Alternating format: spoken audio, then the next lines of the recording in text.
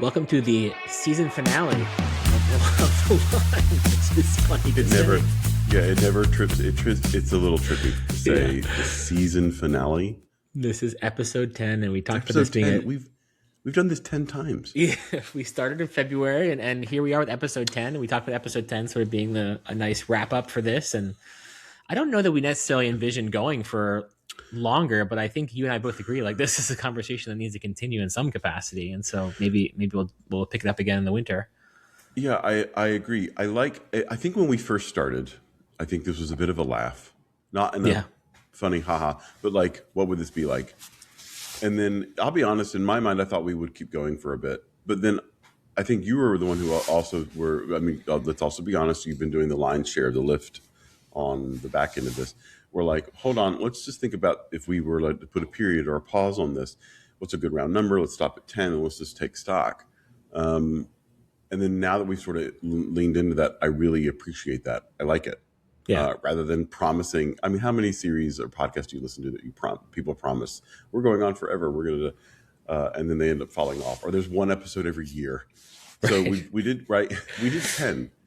I think we set it up realistically for ourselves. We're like, okay, every 2 weeks we'll put an episode out. Yeah, like, but whoa, I actually like that we spread it out, because I mean we're talking. Our first episode was, I think we just looked. It was February 12th is when it first came out, right? Right. So that's been how many months? Is that four and a half months? Like 4 months, right? A lot has changed in 4 months, and I kind of appreciate how we spread it out so that we could sort of document the change in that 4 months. I mean, it's cliche now to say it, how quickly AI changes everything, but it is a conversation that has evolved quite a bit over the last 4 months. You remember like when the biggest things we were thinking about or worried about were token count, or Well, even before that, we didn't even know what a token was. yeah, where we were like, what the heck is a token? Or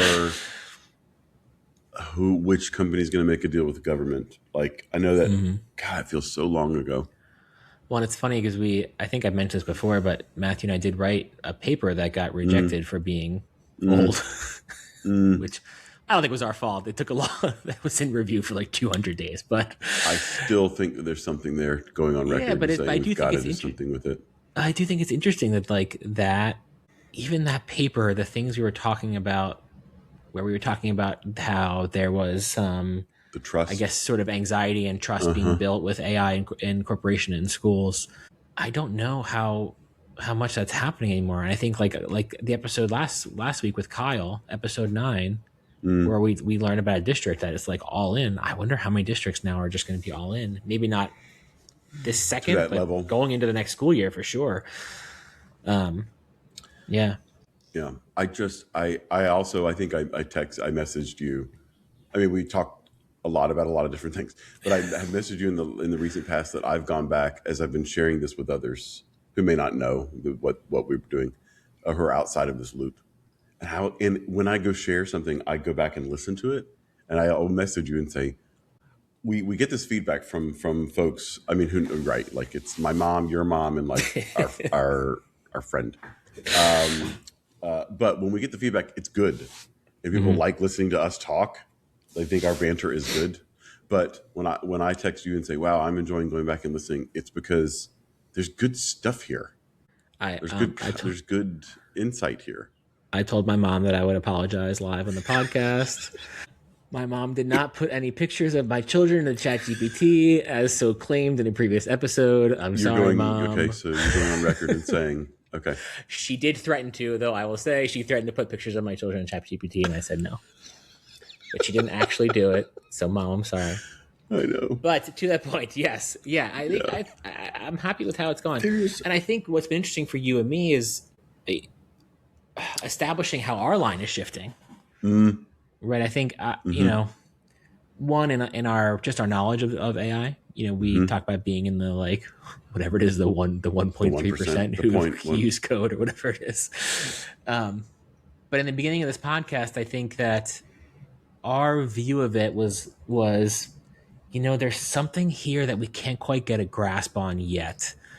I know that this is more than a cheating tool. I know this is more than a writing tool. I know that it's more than just a vibe coding, even though there's a lot of nonsense about vibe coding. I know that it's Yeah. more than just a get rich quick scheme that Yep. tech bros are trying to like become a millionaire overnight. But we couldn't quite put a finger on it yet. I'm not sure we could put a finger on it now, but I think at least we have a different idea of what this tool is. I think a lot of the conversation still revolves around like, oh, people are using AI to write papers and books. I'm like, well, yeah, but that's like a percent of what this thing is. And it's a in a blunt terms, it's dumb. It's Why would you dumb. use it for that? Yeah, I mean, yeah. I mean, You just showed me colleagues who are listening. Sean just showed me an app he's built to help him learn more about mushrooms and birds, and it is impressive. made a little Duolingo app for myself with tree identification and birds. But when people see it, you have to go beyond the whoa, wow, whiz bang to realize the creativity and the thinking. Like, I can look at what you've done now, and this is probably also because we know each other. I can look at what you've built and see your thinking. Like, oh, I see why he added that quiz there. I see why you made the easy and the hard mode. That's different. Anyway, sorry, I got off track. No, and I think too, like I still want to be careful because I don't know that. I mean, at least for me, I won't speak for you. At least for me, I'm still not in the like all in. Let's just do this unregulated AI. Like, let's just let it loose. I'm still not there because I think this is a potentially dangerous technology in a lot of ways, and I'm still very curious about what it means to be someone who is learning right now. I mean, we're always learning, but but being a student right now in an AI world, what is that like for you? I'm less worried about it in the terms of like knowledge and building knowledge. But what does it mean about who you are as a person?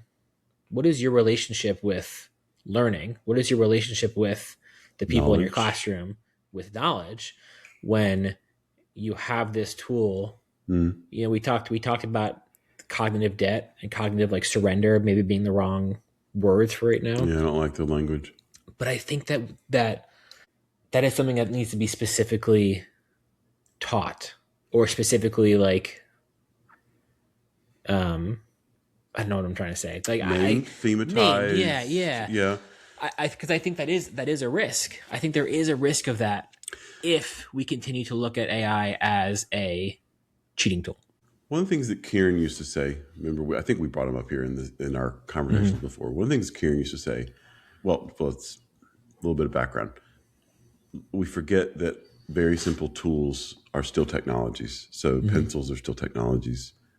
Doorknobs are still technologies. Paper is still technologies. Language itself is still a technology, right? We don't like to think about it that way because it's not digital. But language itself is a technology. And with technologies, with tools, there are always gains and there are always losses. Humans are really poor at holding both together at the same time, right?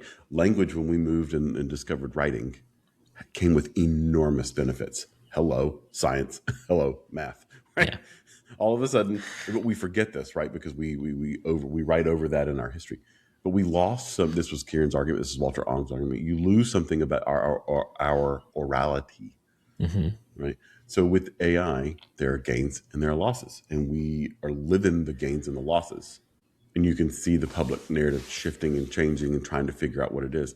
I want to be part of the conversation enough that I know what we're talking about, and what I see and what I hear is lots of folks talking about without understanding, and that feels reckless. Yeah.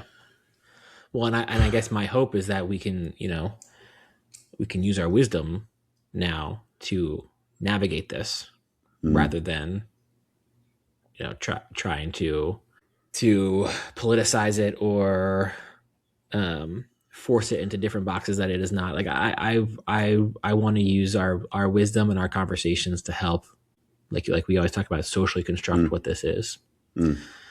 Because like you said, there's gains and losses, and the losses can be dangerous. The gains can be dangerous, but we can do it if we figure it out together. It can be useful. This is not done. Yeah. We said at the very beginning, like what, episode 2 or 3, we were like, oh boy, we got to come back and keep talking to these people. And actually, I think I mentioned to you in another segment, I've already had conversations with others who were already on the podcast about their interviews from months ago going, if we had this conversation now, it would be totally different, right? Yeah. Things have changed, things have shifted. But I think we will be back. I think we will have to pick this thread back up, but we're going to do that after. We've got to shift our attentions a little bit. Do you want to share about that? Yeah. So many of you know I'm entering my dissertation phase right now. Matthew is my dissertation advisor, and for the next, year, basically, right? For the next year, I'll be deep into my dissertation.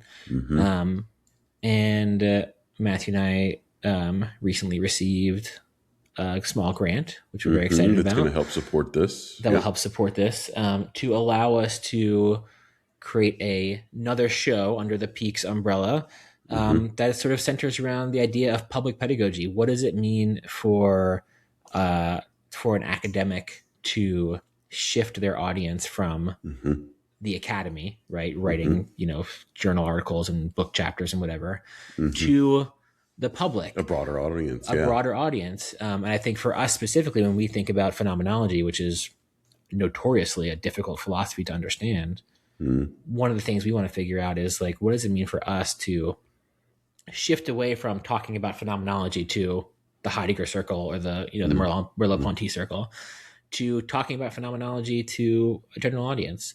And so we're going to use my dissertation as a little bit of a medium for springboard, that, springboard. And so for the next show, you'll find it in the same feed coming up here. We're going to talk through my dissertation and talk about what it means to both write for the academy in my dissertation, but also speak to the public through podcasts and Substacks and whatnot. Yeah. So obviously we'll drop some sort of teaser, we'll drop some sort of heads up, but that'll be late August, early September, so in the fall. And then I think we'll figure out a good rhythm for that so that people can follow along and see. And then our hope is, right, on the other side of that we'll look around and go, okay, let's pick this. Let's pick the AI thread back up, or not. Season 2 of the line. Season 2. Isn't that crazy to say? Of the line, I know. Okay, so season 2 coming this fall. Yeah, maybe the topic might shift a little tiny bit, but yeah. But today we're talking to Tom Pantazes. Dr. Tom Pantazes is our guest for today, and it's kind of fitting that he's the final guest because when we first had this thought, he was the top of the list. Everyone we talked to about doing this, they were like, "Oh my gosh, Tom, we got to get Tom," and it's taken a couple months to get him on our calendar because he's a busy guy. Yeah.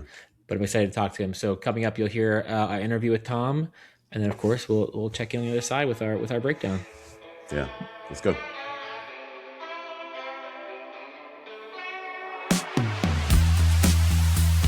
All right, everybody, we are so excited for our finale also to welcome Dr. Tom Pantazes from Westchester University. I mean, not of, you know what I mean, but that's your context, and I'll let you share more about you. But to join us, we have been trying to get, as we said, Tom, for a while, right? You were number one on our list. You've been essential in pointing people in our direction to come and talk to us. So I think it is kind of fitting that you are capping off this sort of 10 episode conversation about AI. So welcome, Dr. Tom Pantazes.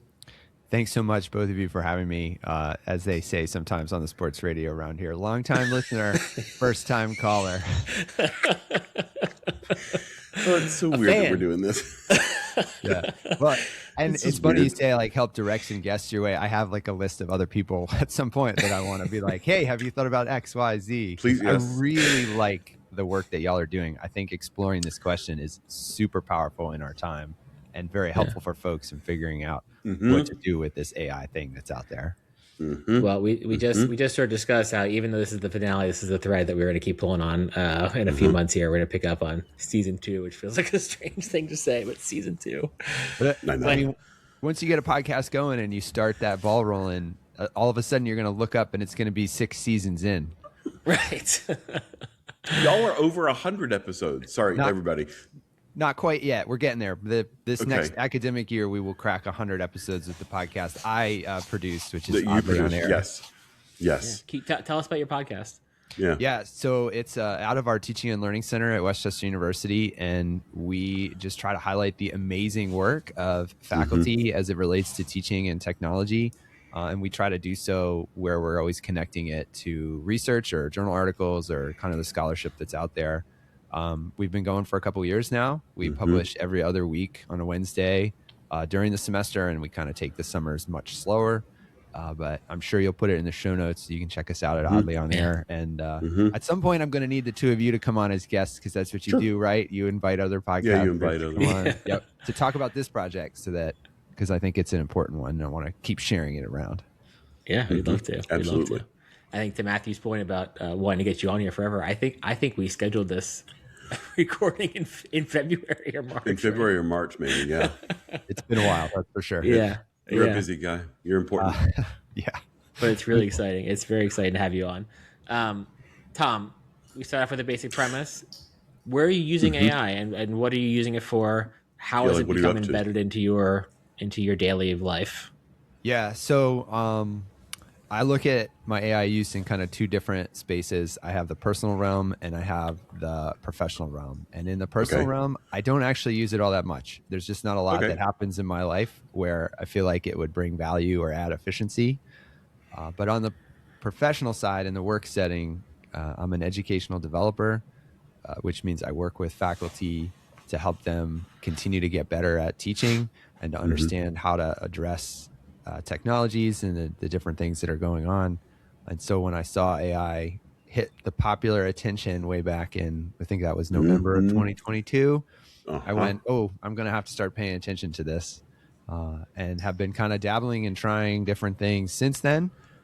But you'll find that most of my info comes from reading and listening and talking to people, less so than actually using tools themselves.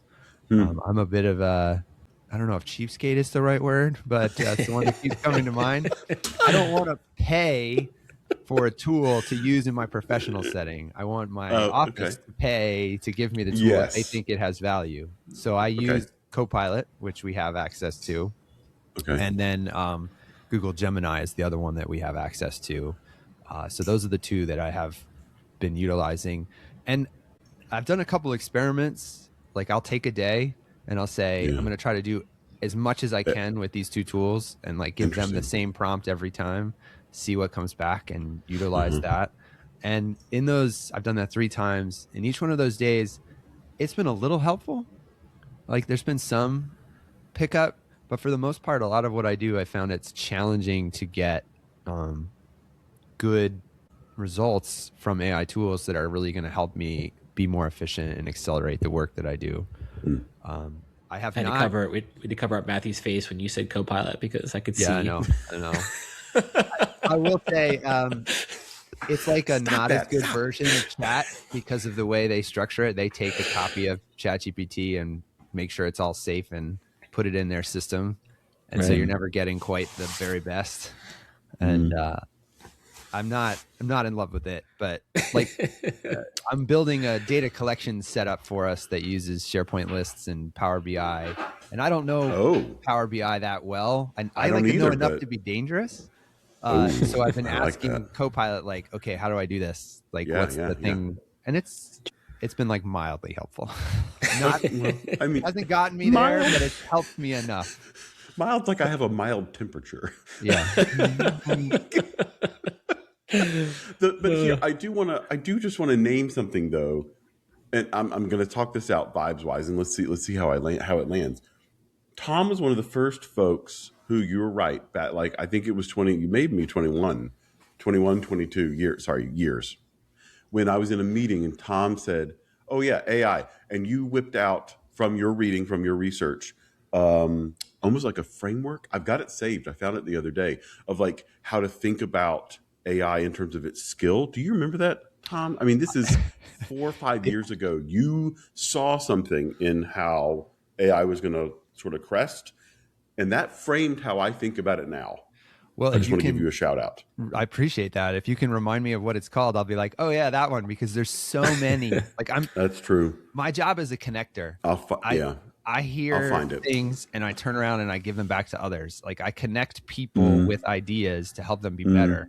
So like the one that I keep coming back to, and one that I was listening to an earlier episode, is Punyam Mishra, who's the guy that was part of TPAC, did a blog post where he looked at the importance of disciplinary expertise and AI expertise. And he has this nice 4-grid chart. And basically where we do really good things with AI is when we can combine our disciplinary expertise with AI expertise to really accelerate. And I've heard you guys talking about that in a lot of ways when you talk about Claude Code and the ways that you're using that, because you can identify where it makes mistakes. But when we work with students, a lot of times they don't have that disciplinary expertise yet, and they just want to skip to using AI and jump over the step and jump over the work of building the disciplinary understanding. Let me give an example. Sure. And this was in one of my tests. I had a faculty member reach out to me and was looking for some ideas to teach a particular type of thing. And I was like, all right, I'm going to generate my list first, and then I'm going to go to AI tools and say, hey, what would your list be? And so I got 12 things, and I was feeling pretty good about that. I was like, yeah, 12, that's pretty solid. And the AI tool came back with like 25 or something like that. And I tossed out a good chunk of them. They had everything that was on my list, but there were 3 things I had just forgotten about. Like I'm a human and I can't remember everything. And I added those 3 to the list and sent it on. And to me, that's such a good example of how it just gives you that little extra boost. Little edge. But I needed the expertise to toss out the however many it was that weren't good. Yeah, well, you needed the threshold to know, like, nah, that's not. Nah. Yeah, and this is the cognitive debt versus cognitive extension thing that Matthew has been pulling on, right? I think that we can let AI become a tool of cognitive debt, where it becomes the easy crutch for us to just jump to and have it do it without any sort of expertise. But if we can use it as that cognitive extension, like Matthew talks about, like the cane from Merleau-Ponty, right, where it becomes a tool where it can build on our disciplinary knowledge and extend our capabilities that way. I think that is such a fascinating use for it that I don't know that we have enough conversations about. Which I think is what I was getting at with my shout out, is that, Tom, I think your shift was not necessarily looking at what it replaces or what it is a massive cheating tool, but like, what are the skills of the student? What are the skills of becoming the expert? What of these skills could be enhanced? At what point, at what level, at what time in the process, from, like you were saying, from your experiments with, like, if I hop into Copilot or if I hop into Gemini, and what and where can that take me? Yeah. Does that make sense? Yeah, I think so. I know early on when I was talking with faculty, one of the things I kept seeing coming back to was AI allows us to go further faster now. And I've started to see that come out in some of the work of faculty. There's an economics professor at Westchester who's always done supply and demand graphs with students through Microsoft Word tools. And it was fairly clunky, and he had to take a good bit of class time to like teach how to use the Word side of the thing. Well, he got into Claude Code and figured out a process to basically like generate computer coded supply and demand things, turned around and taught students how to do it, had students build their own versions, and did like A/B testing with the students, like looked at 2 different versions and like voted on them. And so he's able to take students that much further along the supply demand process using these things than he would have been able to before. So it's like this extension, this pushing it a little further, a little faster for students. Go ahead. Sorry. I was just gonna say there's something I want to pull on that you said earlier. One of the things you said was that you don't find AI all that useful or for making things more efficient in your personal life, right? And I think that efficiency concept is where the cognitive debt comes from. If we think of it as a tool for efficiency, when I hear efficient, I hear quick and painless, right? If we think of it as a tool for quick and painless, then it's going to give us, it's not going to pull on our expertise. If we don't treat it that way, if we treat it as a tool of extension rather than efficiency, where you can have your students build a supply and demand chart with Claude Code, that is where I think the real potential of this technology can come from. And I think that the efficiency conversations that happen around AI, while no doubt it makes things efficient in a lot of ways, its real power comes from when things aren't necessarily efficient, but require that bit of human struggle and human input at the beginning and the end. extension not a form of efficiency? I don't know if it is always. I think extension requires effort and practice, whereas efficiency to me is a matter of barrier removal, right? Like I'm going to get rid of all of the things that makes this hard so that it can be done quickly and easily. And I think that as humans, a lot of our best ideas come from the struggle. And I think that's, one of the anti-AI conversations that is had all the time is that it takes away the struggle. And I think we can, if we let it do that, then yes, the sort of like doom of, struggle-less humanity can come through. But if we treat it as extension rather than efficiency, then I think we can really boost what we're doing here. Does that make sense what I'm trying to say? Well, I think I'm gonna try to think this out here with y'all. Yeah, problematize it. I wrestled a lot with the efficiency question early on of like, is it worth it to be more efficient? And I was reading some work recently that kind of pointed out all technology is efficiency improvement. And so as I'm sitting here listening to you talking about extension, I'm also like, isn't there a shift in the work with extension, right? Like they were never able to do the supply and demand curves that way. So it's making that process more efficient through the extension. But I don't see them as opposed in some respects. I see them as connected. Maybe it makes other aspects efficient so that you can extend other aspects. Like we can take away this struggle so that we can struggle more over here. I don't have to struggle with the horses, but I have to learn how to drive the car. Gains, Sean, gains and losses. Gains and losses. This is what we were just talking about. Yeah. Tom, this is I don't know. I need to think more about this. I need to write more about this. I need to talk to more people about this. But I'm going to have to think about the all technology's efficiency. It depends. I think we might have to draw some lines around it before I would agree with it. But what I would offer to the conversation is that we often as humans forget that our technologies comes with all of our technologies come with gains and losses, right? And we usually get caught in one or the other, right? We either go, oh my gosh, we can take over the world. We can blah, blah, blah, blah. Or it's all loss. Like, oh my gosh, we're going to hell in a handbasket. Like we're just screwed. And how do we hold them and balance them? Well, this is the struggle I feel like I keep hearing and engaging with as I'm working with faculty who are like, no, never. And faculty who are like, I'm doing all these cool things I couldn't do before. And I gave a talk yesterday to some folks where the title was just AI. It's complicated because that's how I feel about it at this point.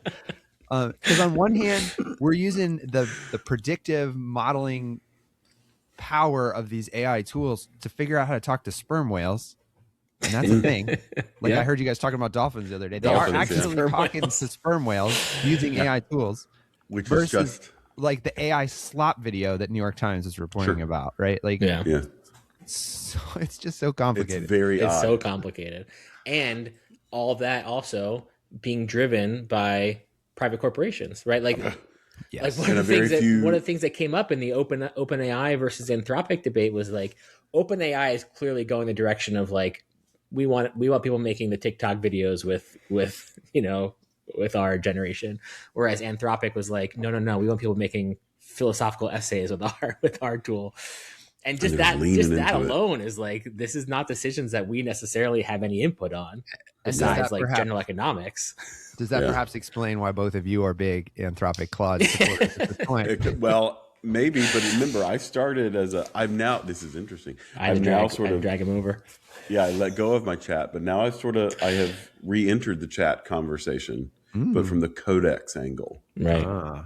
Not to get too deep or not to get too meta. But I feel like the coding tools for all of them are like this whole other world. Right, we talk about the 1% who use the coding tools. Most people are using it for, like I used it last night to help me fix my dishwasher. Or like, are you kidding me? What do you mean you had it help you fix your dishwasher? Me and Claude were working on my dishwasher together last night trying to fix it. We might have to take this offline. What are you even talking about? Were you taking pictures and being like, this is what's not working? I had some pictures. I gave it error codes. We were going through some troubleshooting steps. And It's a whole thing. It's on. This Okay. is week 4 of my house having no dishwasher, which for a house with 4 children is a real nightmare. And so this was after 3 service calls, 2 replaced parts. Okay, so we were getting desperate. I'm sick of this. I'm desperate. Claude, fix this for me. Did it work? No. All right. But I do think Fix my that because dishwasher, of this, make now no I know mistakes. new dishwasher. Yeah, exactly. Fix my dishwasher. Make no mistakes. Did Make no Claude mistakes. say you just need to buy a new one? It did finally say like it might be time to just consider before you sink any more money into this. Yeah. And see, that's where I wonder, like, at what point will the ads start creeping into that kind of thing where they're like, oh, yeah. you need to buy a new one. Here's these options. Yep.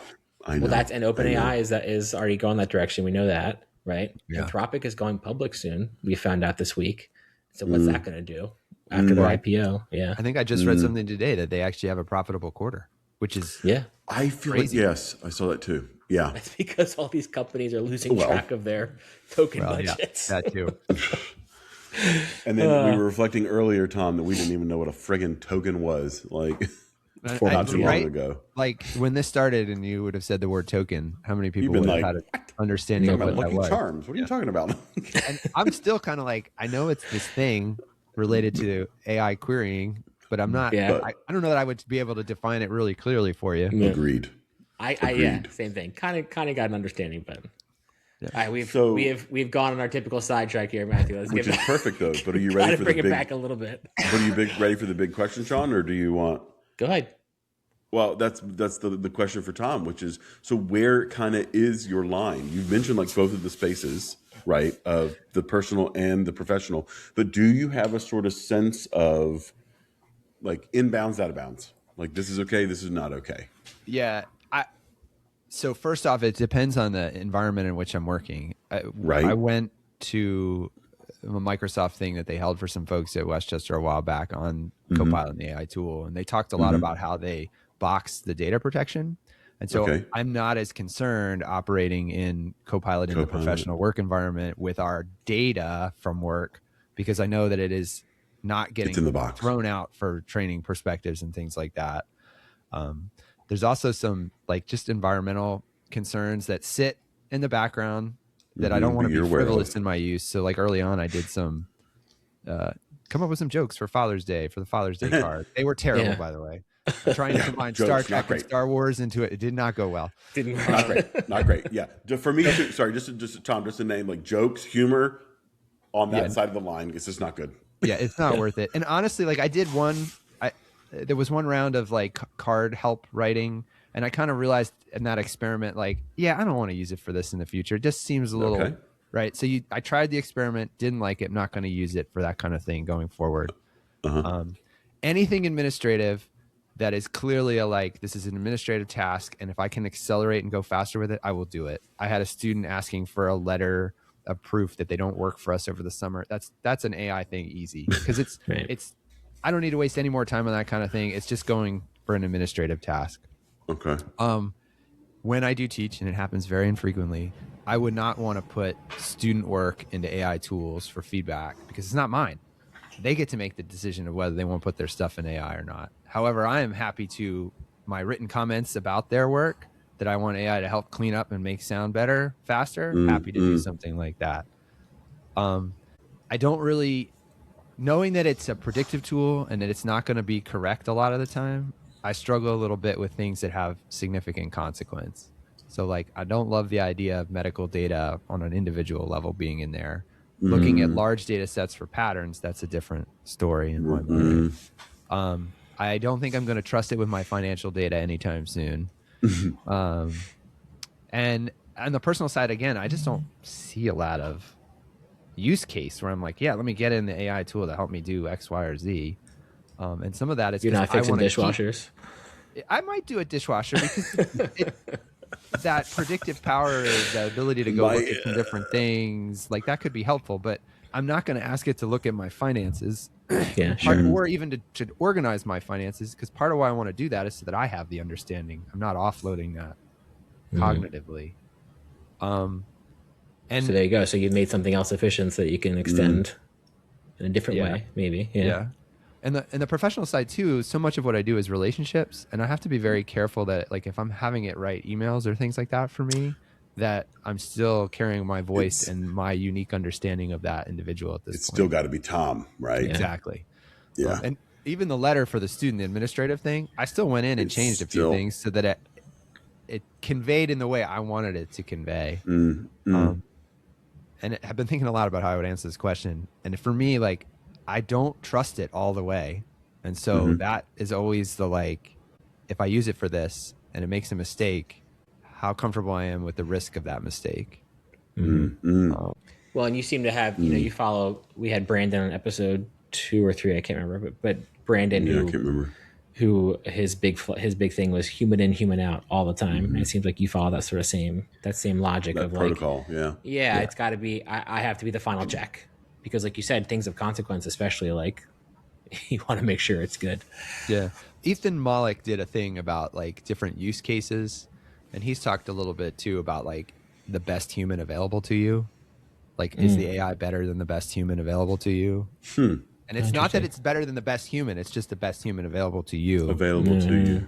And so there have been some instances where I think I've been like, I can't get a good human here, right? Like someone just between Power BI, I'm not going to be able to find somebody easily at the moment. Let me use the AI tool to help me go down that road.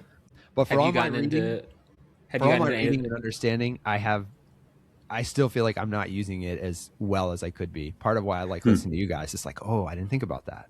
Coloring sheets for kids? Didn't even think about that. Right? Have you gotten into any of the coding tools at all? I have not question. Because Tom. Like, first off, Claude, I only have the free version.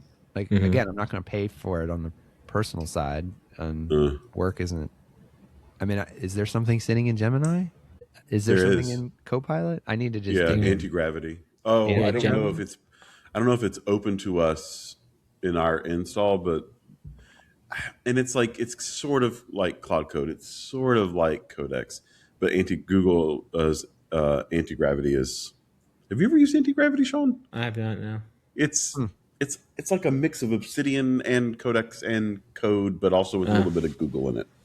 Okay. So now, someone who knows anti-gravity is going to hear that and say I'm completely wrong. I know, but I let me put it this way, Sean, Tom. When I opened it, I was overwhelmed, and I was like, I'm just going to close this. You know what I mean? So I want to come back to that point about the human that was just talked about a little bit. Yeah. We had a hiring cycle in the last year where we actually look at all our cover letters and resumes that come in, unlike other places. And one of the things I noticed for the first time in this cycle was everything felt so flat and so average. And it was the ones that were not in that really stood out, even if they were bad. And some of them were really bad. But I just wonder if like we turned AI for so much of this that it dulls it down. And it actually makes you not stand out, even though it may have helped it polish it up a little bit. And I've seen some of that too in other ways come out. We did a little experiment with an English class. It was on video games. And so I asked the students in the class, let's generate a list of video games where you think you're the only expert in the room. And so we came up with this list of video games where there was basically one expert in the room. And then we asked the students, pick a game on this list that you know nothing about. Ask an AI tool some questions about it to understand what it is and how it works. Right. And then we had them share those with the expert in the room. So the expert in the room then evaluated the AI. Yeah. And it was fascinating to see how like the AI was close, but not 100. But not 100%. So like I played Lords of the Realm 2 when I was growing up. It's a knights and castle building type game. And the summary was like what you would find from the AI tool talking about it was like what you'd find on the back of the box. And I was like, it's more than just that, right? There's so much else that you can do in it, but you had to be someone who played it to know that, to have you had to be there. So it's that flattening that I want to stay away from. It's sort of the nature of the tool, right? Like it's as a predictive tool, it's the great averager of things, right? It averages everything out.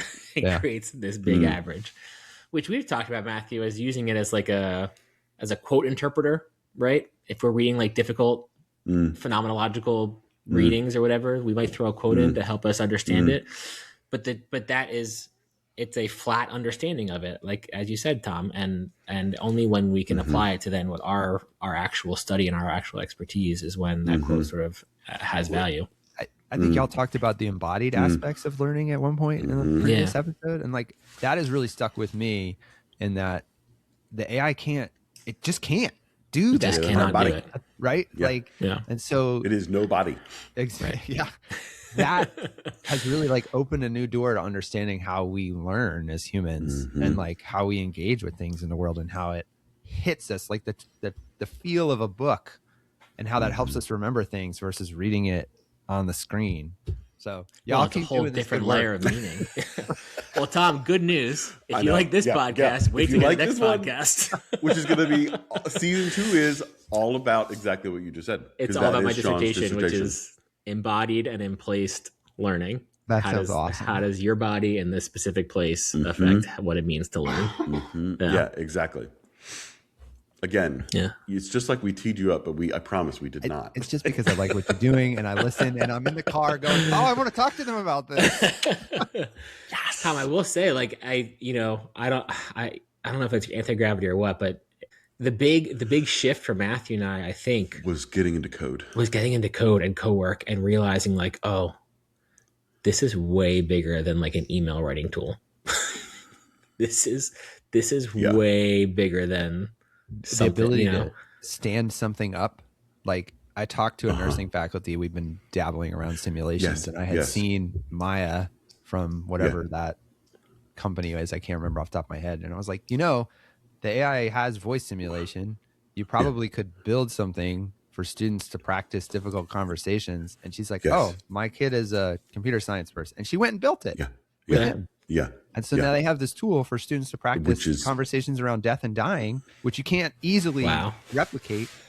And like that to me is the cool part. Like hearing y'all talk about Claude Code, I need to find a way to get into it. Yeah. Well, Matthew can do it well. Can we do like a 2-month free trial or something like that? Or but I mean, then he's going to get addicted, right? Oh yeah, then you got to pay. But there are local models, right, that you can download and play with that are completely separate from the big dogs too. But I mean, that's like when you've heard us say, Tom, before, like the I got to go touch grass moments. That's like you'll go down that loophole, rabbit hole, and then you're like. Like you touch the matrix and you're like, wait a minute. Like, oh my gosh, this is what this is capable of doing. This is what well, and also I feel like I'm learning because I can now I can see like, oh, this app is just, I now know how this app got built. I couldn't like completely decode it or right. But now I see and think of how much we live our lives within apps or within other like websites or right that are not necessarily AI. That is what has opened doors for me is going, whoa, right? When y'all build something, like how long do you spend on that? Like working? So yesterday, I don't know, maybe 2 hours. Yesterday in about 2 hours, I made for myself a Duolingo style app to help me get better at bird identification and tree identification. And mushrooms. Really whatever you want. You can go in and within the app, you can generate a deck for whatever you want. If you want to learn about the reptiles of Montana, you type it in and it'll generate a deck for you and Duolingo style help you learn it and memorize it. And he pulls it from all legit sources. We have made choices to build our stuff locally, so we don't put our stuff, it's not out on the internet, right? It's on our laptops. But I think that's an accurate, couple hours? Yeah, about 2 hours. Yeah. Which, like 2 hours of me, 2 hours of me sitting here reading a book for my dissertation while it was happening on my computer, and I like answer questions once in a while. Oh, yeah. Sorry, you saw me go like, wait a minute, what? I thought you were reading. Yeah. You said mushrooms, and I can't help but think of the AI comic that was floating around for a while. The guy asking, "Is this mushroom edible?" And the AI is like, "Yes." And then he eats it and dies. And they're like, "You didn't ask if it was safe to eat. You just asked if it was edible." You asked, is it edible? There you go. Man, that's good. That's funny. Speaking of, that's perfect time. Tom, wow. Thank you for coming. Thank you for spending part of your morning with us. Yeah. And thank you for sharing. Hey, thank you. We have to be done. I know, right? I know. This is the thing that right that we say when with people like, okay, well, we'll be back, right? Because we got to like keep talking about this. I mean, I'm happy to be the summarizing role every season if y'all want to do that. Every time the finale, every time we have Tom back on, go, okay, so here's what I heard. Why not? Here's all the things I wanted to say to you as I'm driving. Well, that's the thing that I always feel like is like I go and edit the episode and listen to it, and I'm like, oh, forgot about this, this. Here's these 25 things we had talked about. I mean, it would be kind of cool to cycle back with some people at some point. I really hope we do, honestly. Yeah. Well, thank you both for having me. This has been a blast. Yeah. Thank you for being our big finale guest, Tom. Yeah. And all the Tom socials, we'll put all the links. We'll put all the things. Because you also got to go listen to Oddly on Air. Yes, please. There you go. All right. Thank you. That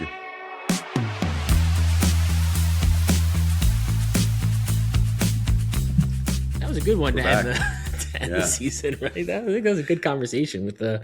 I didn't think you keep saying the guy who kind of started it.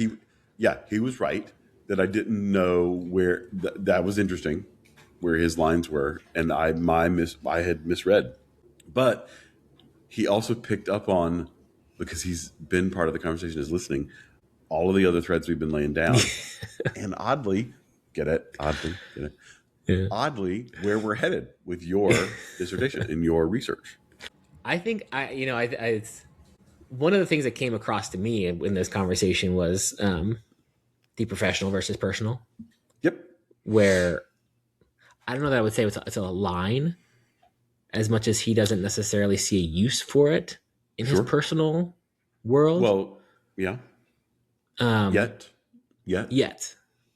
But if the line is I'm not going to pay, and if the line is my work needs to supply this, and your work, how do I say this, is inclined to have very firm boundaries that make sense from 1980, then logically from there, it makes sense. Yeah. And I wonder what that means, where he very clearly sees AI as a professional tool. Right. We had lots of colleagues or folks who we talked to who I felt like that was a similar distinction, that they saw a difference between what happens in my home life versus what happens in work life. Yeah. And that lines felt different in both places. Right. Because we had like one of the justices who was like, yeah, I'm like asking if my kid has a temperature, he's this many months old, and is he sick? What do I need to go to the ER? Versus others who were like, absolutely not. Like, there's the line. Yeah. And we just talked to Kyle last week, who like clearly there was no line, right? It was like it's fully embedded in his life. Like, let's go. And I don't know that there is a professional versus personal boundary there for him, but I just wonder about how, like, in my life, I use it personally, but not in the same way I use it professionally. I use it personally in that, like, it helps me organize my calendar. It helps me, like, get an idea of, I have to fix a shower door. Does this quote make sense for fixing the shower door? Or am I getting scammed? Right? Or am I getting scammed? I got to fix my dishwasher. Can we do this together? Professionally. On the floor last night with Claude trying to fix my dishwasher. Whereas professionally, like, warn me about that, because that was a good one. Whereas professionally, like, it's clearly for me is a cognitive extender, thinker. Right? It's a scholarly thinker. Yeah. Personally, it's like it's a better Google, I guess. You know what I mean? I am. Yes, I do. And I've noticed myself unthinkingly, maybe I shouldn't say unthinkingly, out of habit, let's put it that way, leaning into exactly what you said.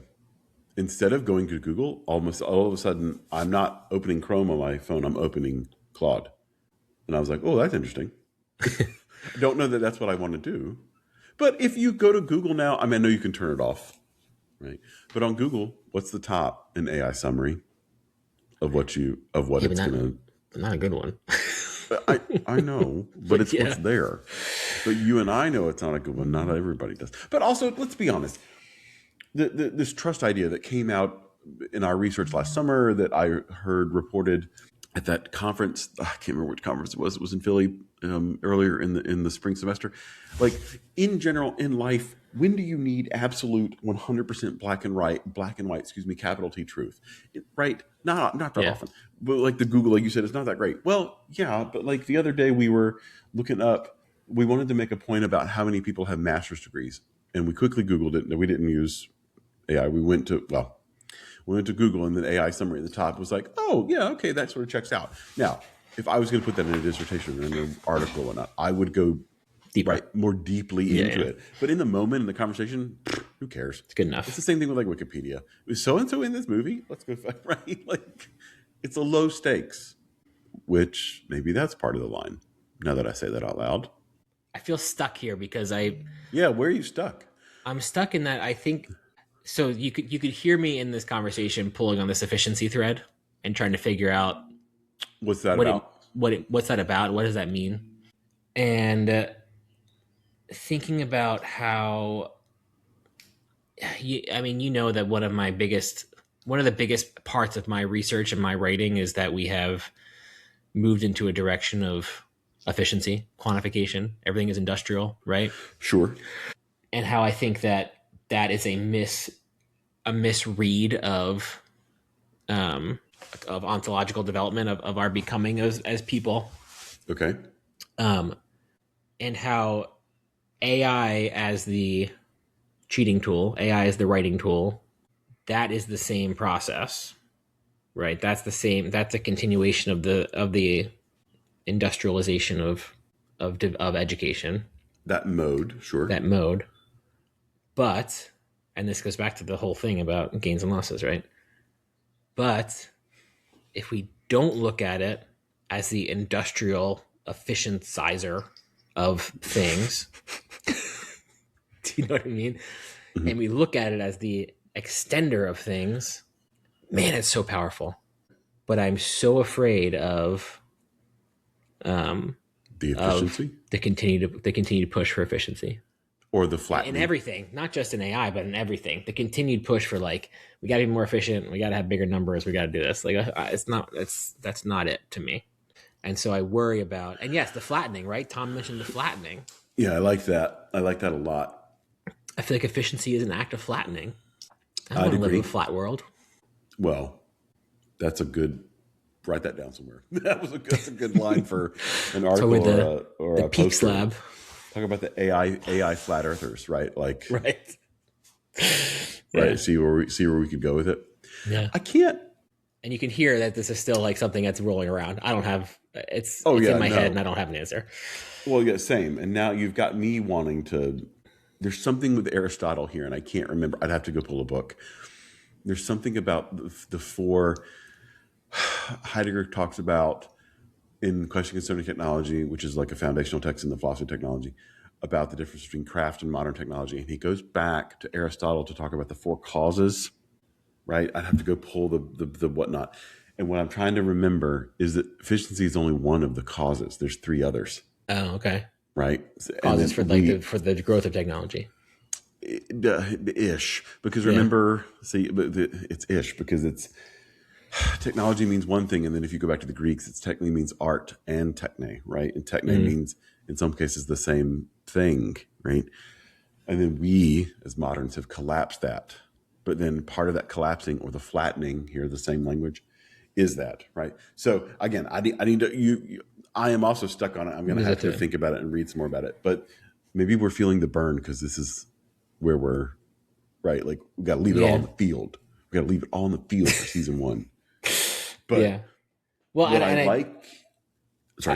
I'm just thinking about it still. Yeah.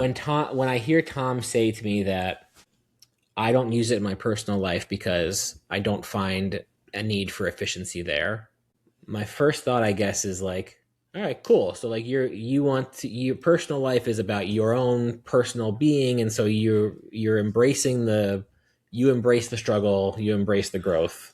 Yeah, you're engaged. My second thought is like, oh man, but if you get rid of that mindset of efficiency and start thinking of it in a different way, what else can you be doing in your personal life? Like what other, how can you extend your personal life I guess, or do you even want to? It's the act of extending your personal life. Like he said, is it the same thing? Am I just saying like he's just making himself more efficient? I don't know. Maybe. Well, and then, yeah, I mean, and there's memes or something, or there's some articles we could probably unpack of, there's a version of there are others living our parallel lives out there who spent the first 100,000 million tokens building dashboards like we did, and then just like threw them to the wayside. Like they built a way to make their lives more efficient. But that was always the thing. I don't know if it was about efficiency. And this is sort of where we ran out of time and we could have opened this. But do you remember when we first started and we were hitting the token max, and we were texting each other with like token rage? Like, are you kidding me? Like, because part of the coding process was not knowing what we were doing, or I'll speak for myself, not knowing what I was doing and blowing through tokens you would get to the end of the road and go, this isn't what I want at all. Right. But then you realized it wasn't the machine's fault. Right. It was my fault. Claude does not know. Yeah, Claude doesn't know. It was just doing what I asked. Yeah. And then you would get to the end. I can't even remember a good moment of this, but we would build something completely, and you get to the end and you run out of tokens, and I would text you and be like, 20 minutes later, I'd realize, oh my gosh, I'm the problem. I asked the wrong thing. But that process for me became the learning. Mm-hmm. I was learning, I didn't actually want to build this. I wanted to build that. But look at all the things I learned along the way. And from that standpoint, it wasn't about necessarily efficiency. It was about my imagination, my creativity, that's what I was trying to get at with, like, I'm not saying I fully understand like how DoorDash works, or pick another app, Facebook or Instagram, but I have a little bit of a glimmer, but behind these tools, the code behind these tools, now just playing a little bit for a couple of months to build my own sort of things. That gives me a different kind of appreciation, and it hasn't necessarily changed my behavior, but I think differently. Does that make sense? Well, because I would go further now and say that not only are you learning about how like the back end of that is all happening, you're also learning about your own processes and how it's the same. I mean, it's almost like to go to the phenomenology of this, it's almost like a hermeneutic approach to your own being, right? Right? You are writing out your thoughts, and then you're thinking about your thoughts and recognizing it, and then you're going back. I am building out a dashboard that is meant to be basically my entire flow of thought and consciousness, right? I'm building out this dashboard. Yeah, and I'm looking at it and saying, oh, you know what? I actually don't think that way. I think this way. And I'm going back and forth. Or in the process, it'll, for those of you who haven't gone down this road, in the process of a build, you're 70% there, and it will come back with a question, and it will say, you've asked me to organize things in this manner. Here are 2 other ways, and here are the implications for building this way and this other way. And you go, well, now I got to rethink my whole approach. Like, because do I really want a notes organizer, or do I really want a brainstorming? And then you have to think, a dwelling tool, right? Do you know what I'm saying? But that process of literally it throwing back at you what you've done is like, well, shoot. Well, and a key thread that we've come across in our research of teachers and using AI is the pedagogical identity, right? And how the pedagogical identity both informs how they are using AI, but their use of AI is also changing their pedagogical identity at the same time. I agree. Right. And I'm just thinking about how, let's talk about Sarah Ahmed, right? And queer phenomenology. Queer phenomenology of this feedback loop of place, where she talks about how place molds your body, but your body is also molding place, and you get in this feedback loop of places feeling more and more like you, because you and place are sort of coming together. Inhabit them. You inhabit them. Yeah. And then the dashboard as habitus. The dashboard is the place that is, exactly. Becomes me. It becomes me. And then, she takes it further and says, when bodies that are not molded by a place enter a place that they're not molded by. It's that God, you have been reading them. You're using the language. Sorry, I'm going to cut you off. Keep going. that interruption of body and place is what, for Sarah Ahmed at least, that breakdown is what creates opportunity for something new. So she's very much speaking in the language of politics and race and gender, right? But I don't necessarily think it has to do only with that. I think of if you went into my dashboard right now, Matthew, you would be like, what? Right. We told the story before about me trying to copy yours. Yes. And it blew up. However, that interruption of your embodied being by being in a place that was not molded by you and for you, right? That interruption, that's true, in your mind created a new set of thinking that you then took and brought into your own dashboard. And that was incredibly it wasn't that you copied. Yeah, and it wasn't that you copied a part of mine and just pasted it into yours. No, that interruption of your experience is what led you to the creation of yours. Yes, and I was forced to reckon with each section. And I'll be honest, it's now sort of mine is hobbling along, not as pretty as yours is. Mine is hobbling along until I have a bit of time to really sit and think with it. Yeah. But again, it becomes, you're right. It is a little bit of my computer home. Yeah. My little mental computer home. This feedback loop, the hermeneutic loop, or the queer phenomenology loop, right, where we are both molding and being molded by this process, by the tools and the technologies, right? Yeah. Okay, I'll give you, if I had money, or if we were in the same space, I'd give you a high five, or I'd give you $5 because that was pretty good. That one's going to stick with me for the rest of the day now. Does that count for one efficiency? Yeah. That was also good. But like the efficiency conversation and the now, what is the habitus of the, I'm using that word as not in the Bulgarian sense, but in the queer phenomenology sense. Yeah. The habitus of the dashboard is interesting. I think this is a good way to end. This is a good way to end with some big, some big phenomenological thoughts and questions. Which is exactly where we're going to pick it back up in a couple. Yeah. And honestly, it's the beginning of June. We'll be back in a blink of the eye. Yeah, we'll be back with a different show. We sort of teased it in the intro. There's still some things for Matthew and I to work out, but the idea is to talk through the phenomenology that I'm doing for my dissertation, which is about what is it like to be a learner when you are what is it like to be embodied as a learner in a very specific place, and the word that I keep coming back to is entanglement. What is it like to be entangled in a place where not only are you pulling on the place, but the place is pulling on you? Very much like what Sarah Ahmed is talking about, right? This feedback loop of molding the place and being molded by the place. Yeah. I thought you'd like that. It's a good one. It's a good one. My book list is it's big, and comps start in 16 days. So aren't you glad you did that dating though? The speed dating? I am glad. The speed dating of books was useful. We should do very useful.